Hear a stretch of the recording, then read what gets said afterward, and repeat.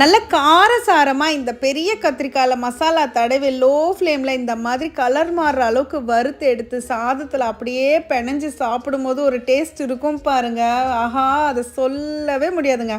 நான் பில்டப் பண்ணுறேன்னு தானே சொல்ல போகிறீங்க, ஆனால் ட்ரை பண்ணிட்டு வந்து சொல்லுங்கள். மிக்சர் ஜார் எடுத்துக்கோங்க. சுடுதண்ணியில் ஊற வச்சு 6 காஷ்மீரி காஞ்ச மிளகாய், 10 பல் பூண்டு, 1/2 டீஸ்பூன் வெறும் மிளகாய்த்தூள், காஷ்மீரி மிளகாய்த்தூள், 1 டீஸ்பூன் தனியாத்தூள், 1/2 டீஸ்பூன் சீரகத்தூள், 1/4 டீஸ்பூன் மஞ்சத்தூள், 1 டீஸ்பூன் உப்பு, 2 டேபிள் ஸ்பூன் எண்ணெய் ஊற்றி இந்த மாதிரி அரைச்சுக்கோங்க. அடுத்து இந்த மாதிரி பெரிய கத்திரிக்காய் எடுத்து காம்போட நல்ல பெருசா கட் பண்ணிக்கோங்க. இந்த மாதிரி ஜிக்ஸாகா கட் பண்ணிக்கிட்டீங்கன்னா மசாலா நல்லா இறங்கும். ஸோ இதுக்கு மேல நம்ம அரைச்சு வச்சிருக்கிற மசாலா தடவிக்கலாம். பாருங்க எந்த அளவுக்கு நான் கொரகொரப்பா அரைச்சிருக்கேன்னு. மழை அரைச்சிடாதீங்க, இந்த மாதிரி அரைச்சிங்கன்னா தான் நல்லா இருக்கும். இதை நம்ம அப்படியே ஷாலோ ஃப்ரை தான் பண்ணிக்க போறோம். ஆனா லோ ஃப்ளேம்ல வச்சு செஞ்சுக்கோங்க, இல்லைன்னா மசாலா கரிஞ்சு போயிடும். இதுக்கு மேல 2-3 டிராப்ஸ் எலுமிச்சப்பழ ஜூஸ் சேர்த்துக்கோங்க, நல்லா இருக்கும். அதே மாதிரி லோ ஃப்ளேம்ல வச்சு செஞ்சுக்கோங்க. ரொம்ப ஹீட் ஆயிடுச்சுன்னா ஆஃப் பண்ணி ஆன் பண்ணி அந்த மாதிரி செய்யுங்க. அடுத்த சைடு திருப்பி போடும்போது உங்களுக்கு மசாலா பிரிஞ்சு தான் வரும். நீங்க மறுபடியும் மசாலா எடுத்து மேலே அப்ளை பண்ணிக்கோங்க.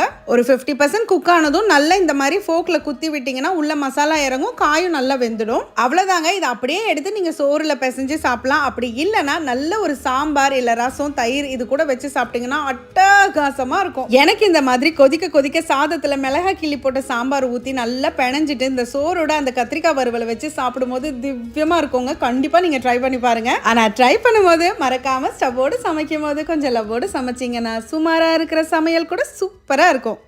எப்படி?